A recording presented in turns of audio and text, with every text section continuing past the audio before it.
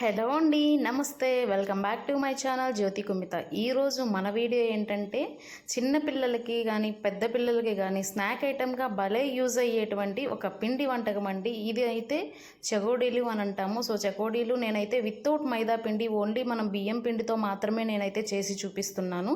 So మంచిగా రుచికరమైనటువంటి కరకరలాడేటువంటి ఈ చెగోడీలు ఎలా తయారు చేసుకోవాలో ఏంటో కూడా చూసేద్దాము. సో మీరు కూడా ఒకసారి ఇలా ట్రై చేసి చూడండి. చూడండి ఎంత క్రంచీగా ఎంత బాగున్నాయో. సో మనకు ఆయిల్ కూడా ఎక్కువ అయితే ఏం లేదు, చాలా బాగున్నాయి. అండ్ ప్రాసెస్ కూడా చాలా ఈజీయే. సో ఇంకా లేట్ చేయకోకుండా మనం ఎలా వచ్చాయి ఏంటి అనేది వీడియో ప్రాసెస్లోకి అయితే వెళ్ళిపోదాము. సో దీనికి కావాల్సిన పదార్థాలు వచ్చేసి వాటర్,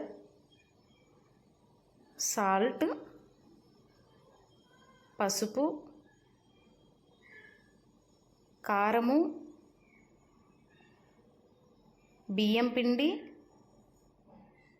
వాము, ఇది వచ్చేసి ఫుడ్ కలర్ అండి. మన రిక్వైర్మెంట్ని బట్టి ఫుడ్ కలర్ యూస్ చేసుకోవచ్చు. సో ముందుగా మనం గ్యాస్ ఆన్ చేసేసి ఒక ప్యాన్ అయితే పెట్టుకునేసి దాంతో మనం ఎన్ని వాటర్ అయితే కావాలి అన్ని వాటర్ అయితే మనం వేసుకోవాలండి. అంటే నేను 4.5 గ్లాస్ పిండి అయితే యూస్ చేస్తున్నాను కాబట్టి సో 4.5 గ్లాస్కు నేను వాటర్ అయితే పోస్తున్నాను. సో కొంచెం బాయిల్ అయిన తర్వాత మనం కొంచెం సాల్ట్, అంటే టేస్ట్కి తగ్గట్టు సాల్ట్ అయితే వేసుకోండి.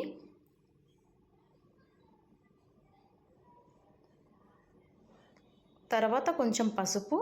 సో మనకు కలర్ బాగా రావాలి అని అంటే మనం పసుపు అయితే ఖచ్చితంగా వేసుకోవాలి.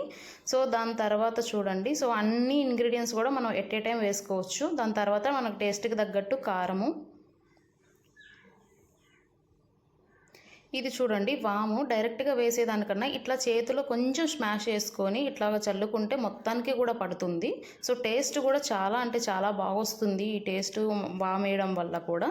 సో అలా వేసిన తర్వాత వాటర్ని బాగా కలదిప్పండి.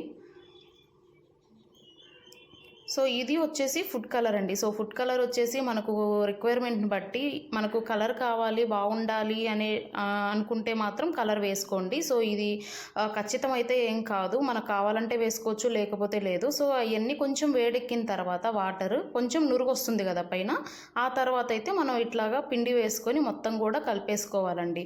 సో మనకి ఇక్కడ ముద్దులాగా అయితే ఏం కాదు, దాన్ని ఊరికి జస్ట్ వాటర్లో అయితే కలిపేసుకొని దాన్ని తీసుకొని మనం ఇంకో గిన్నెలోకి అయితే ట్రాన్స్ఫర్ చేసేసుకున్నాము. సో ట్రాన్స్ఫర్ చేసుకున్న తర్వాత దీన్ని మొత్తం కూడా మనం పిండి మొత్తం కూడా ఒక ముద్దలాగా ట్రాన్స్ఫర్ చేసుకోవాలి, అంటే దాన్ని కలుపుకోవాలి. సో వేడివేడిగా ఉంటుంది కాబట్టి చిన్నగా మనం వాటర్ అద్దుకుంటూ మెత్తగా ఇట్లాగా కలుపుకోవాలండి. ఎందుకు అనంటే గ్యాస్ మీద నుంచి దిగిన తర్వాత కొంచెం వేడిగా ఉంటుంది కాబట్టి మనకు కాలకుండా వాటర్ని అయితే అద్దుకుంటూ అట్లా ఉంచుకోవాలి. సో ఒక చిన్న ముద్దనైతే తీసుకొని పక్కన పెట్టేసి మిగతాదంతా కూడా నేను ప్లేట్ పెట్టేసి కవర్ చేసేసాను, ఎందుకంటే ఆరిపోతే మనకు సరిగా రావు కదా. సో దాని తర్వాత ఈ ముద్దని చిన్నగా ఇట్లాగా కట్ చేసేసుకుంటున్నాను.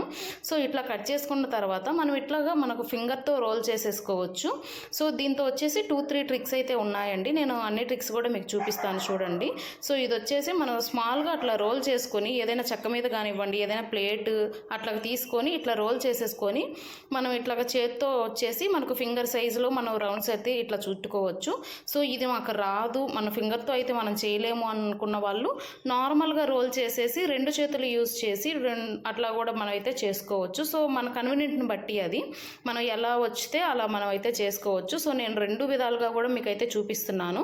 అట్లాగా చేసుకుని తీసుకొని ఒక ప్లేట్లోకి అయితే ట్రాన్స్ఫర్ చేసుకుందాము. సో ఇందాక మన ఫింగర్తో రాని వాళ్ళు అని చెప్పాను కదా, ఇది వచ్చేసి సెకండ్ ప్రాసెస్ అనమాట. చూడండి మనం ఇట్లా రోల్ చేసేసుకొని ఇట్లాగా చేసేసుకోవచ్చు. సో ఇది కూడా మనకు టైం ఎక్కువ పడుతుందండి, అంటే మంచిగా వస్తాయి ఈ స్నాక్స్, కాకపోతే టైం టేకింగ్ ప్రాసెస్ అనమాట. మనం ఇంకో టైప్ వచ్చేసి మన జంతికల గొట్టం ఉంటుంది కదా దాంతో కూడా చేసుకోవచ్చు, బట్ అంత షేప్ కరెక్ట్గా అంత రాదు. సో ఇట్లాగా మొత్తం కూడా మనం రౌండ్గా ప్రిపేర్ చేసుకుని అన్నీ ఒక ప్లేట్లోకి అయితే తీసేసుకుందాము. సో అంతలోపు మనం ప్యాన్ మీద ఆయిల్ పెట్టేసి ఇట్లాగా గ్యాస్ మీద వేడి చేసేయాలి. అందుకని నేను ఒక ప్లేట్ తీసుకున్నాను. సో ఆ ప్లేట్లో ఏదైనా టిష్యూ పేపర్ కానివ్వండి లేకపోతే మనకు వైట్ పేపర్స్ డిస్పోజల్ పేపర్స్ కనిపిస్తుంటాయి కదా, సో అవి కానీ పెట్టుకోవచ్చు, ఎందుకంటే ఆయిల్ అబ్జర్వ్ చేస్తుందని. సో నాకు అవి అవైలబుల్ లేవు కాబట్టి నేనైతే ఇక్కడ న్యూస్ పేపర్ పెట్టేశాను. సో ఆయిల్ వేడెక్కిందా లేదా చెక్ చేసుకున్న తర్వాత ఇట్లాగా నేను ఆయిల్లోకి మొత్తం కూడా చెకోడీలు ప్రిపేర్ చేసుకున్న చెకోడీలు అయితే ఆయిల్లో డిప్ చేశాను. చూడండి మనం వేసిన వెంటనే కానీ కలబెట్టకూడదండి. ఎందుకనంటే కొంచెం చిరిగిపోతాయి లేదా గెంటికి అంటుకుంటాయి కాబట్టి. సో, అట్లా వేసుకోకుండా ఉండాలి. నేను ఇందాక సింగిల్ పీస్ ఇట్లా ఏసాను గదా! సో, ఇదొచ్చేసి మనకు అది టైం పడుతుంది అని అనుకునే వాళ్ళు ఒకేసారి ఇట్లా వేసుకోవచ్చనమాట గెంటితో.